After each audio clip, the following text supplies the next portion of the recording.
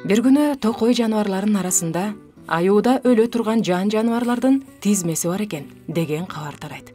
Муну уккан жаныбарлардын баарын өлүм коркунучу бийлеп абдан бушайман кылат. Баарынын башына бирдей түшкөн мүшкүлдөн улам алар бирге чогулуп кеңеш курушат. Ошондо алар түлкүгө аюунун тизмесинде кайсы жаныбарлар бар экенин билип келүү тапшырмасын беришет.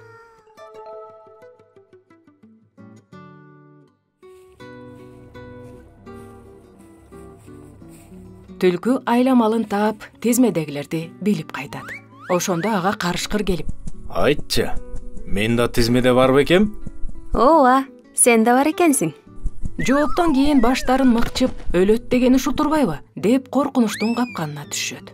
Бирок баардык жаныбарларга суу жүрөктүгү менен таанымал болгон коён башкача ой жүгүртөт. Ал тизмеде бар экенине карабай, аюу менен сүйлөшүүнү туура көрөт.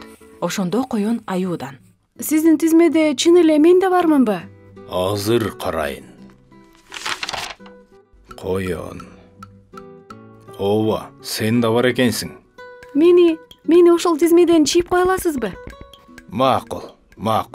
Мына чийдим.